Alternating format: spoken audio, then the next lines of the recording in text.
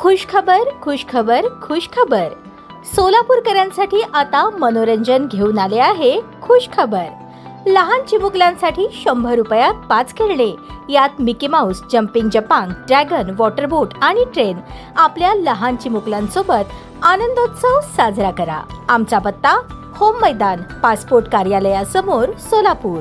अक्कलकोट उत्तर पोलीस ठाण्याशी संबंधित एका प्रकरणात स्कॉर्पिओ वाहन व मोबाईल परत देण्यासाठी तसेच तक्रारदाराच्या नातेवाईकांना मदत करण्याच्या मोबदल्यात 1,20,000 रुपयांची लाच स्वीकारल्याप्रकरणी लाचलुचपत प्रतिबंधक विभागाने मोठी कारवाई केली आहे. या कारवाईत अक्कलकोट उत्तर पोलीस ठाण्यातील 2 पोलीस कर्मचारी आणि त्यांच्या वतीने काम करणारा एक खाजगी व्यक्ती एसीबीच्या जाळ्यात अडकला आहे. या प्रकरणातील आरोपींमध्ये पोलीस हवालदार राजशेखर रामचंद्र कोळी, पोलीस कॉन्स्टेबल लक्ष्मीकांत दत्तात्रय देडे आणि खाजगी व्यक्ती आकाश शरणप्पा कडरामे यांचा समावेश आहे. मिळालेल्या माहितीनुसार तक्रारदाराची स्कॉर्पिओ गाडी त्यांच्या मित्राने फिरण्यासाठी घेतली होती. संबंधित वाहनाचा अक्कलकोट उत्तर पोलीस ठाण्यात दाखल असलेल्या एका गुन्ह्यात वापर झाल्याचा संशय व्यक्त करण्यात आला होता. त्यानंतर पोलिसांनी तक्रारदाराच्या लहान भावाचा मोबाईल आणि स्कॉर्पिओ वाहन ताब्यात घेतल्याचे सांगितले जाते. तक्रारदाराच्या म्हणण्यानुसार त्यांच्या वडिलांचे आणि काकांचे नाव गुन्ह्यात टाकून अटक करण्याची भीती दाखवण्यात आली. तसेच वाहन आणि मोबाईल परत मिळवून देण्यासाठी व नातेवाईकांना मदत करण्याच्या बदल्यात सुरुवातीला 1,40,000 रुपयांची मागणी करण्यात आली. नंतर तडजोडीनंतर ही रक्कम 1,20,000वर निश्चित करण्यात आल्याचे एसीबीच्या तपासात निष्पन्न झाले.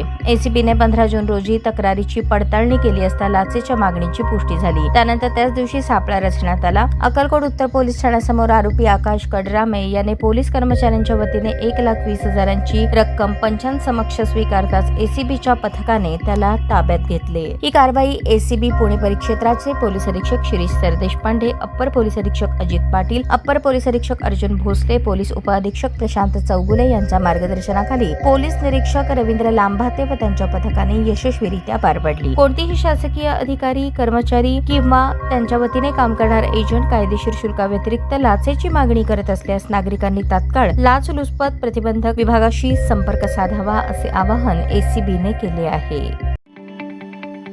ताज्या बातम्या पाहण्यासाठी प्राईम महाराष्ट्र न्यूज चॅनलला सबस्क्राईब करा.